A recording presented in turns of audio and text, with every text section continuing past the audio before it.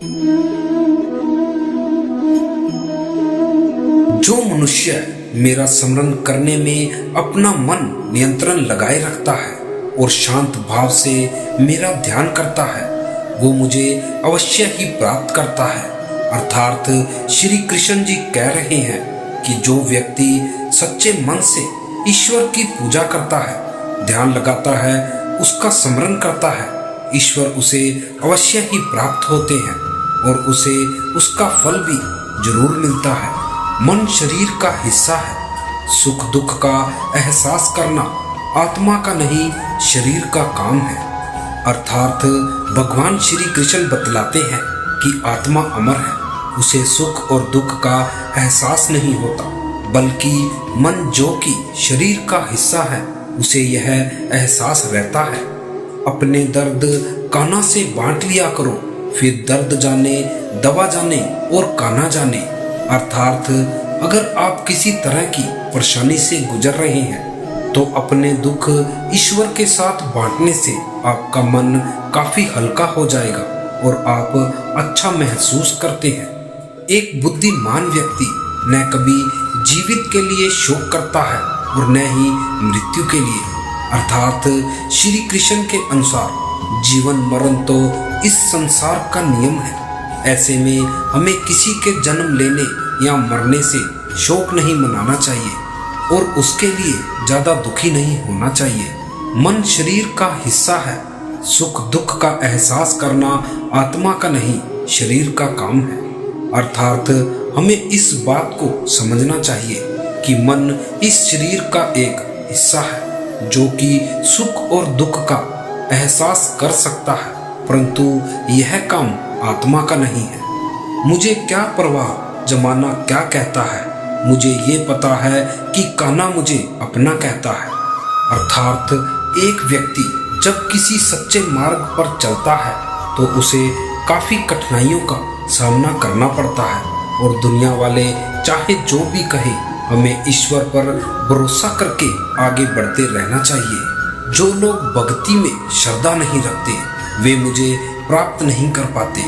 अंत वे इस भौतिक जगत में जन्म मृत्यु के मार्ग पर वापस आते रहते हैं। अर्थात जो भी भगवान पर भरोसा नहीं करते हैं वे कभी भी भगवान के बारे में नहीं समझ पाएंगे और वह जन्म मृत्यु के चक्कर में फंसे रहेंगे। शरीर त्यागते समय मनुष्य जिस जिस भाव का स्मरण करता है वह उस भाव को निश्चित रूप से प्राप्त होता है। अर्थात मृत्यु के समय हम जिस भाव का स्मरण करते हैं हमें अगले जन्म में उसी रूप या भाव को प्राप्त करते हैं। जो इंसान जो भौतिक वस्तुओं की इच्छा रखता है वह कभी शांत नहीं होता। अर्थात हम अगर किसी चीज या धन के पीछे लालच करते हैं तो हम कभी शांति से नहीं रह पाएंगे। जीवन में सुख दुख, लाभ हानि और विजय पराजय को सम्मान समझकर अपने कर्तव्य करने चाहिए। इससे आपको अपना कर्तव्य करने से कभी पाप नहीं लगेगा। अर्थात हमें अपने जीवन में अपने कर्म के प्रति कभी पीछे नहीं हटना चाहिए। जो हमारा कर्तव्य है उसे अवश्य ही करना चाहिए। आत्मा पुराने शरीर को वैसे ही छोड़ देती है जैसे मनुष्य पुराने कपड़ों को उतारकर नए कपड़े धारण कर लेता है।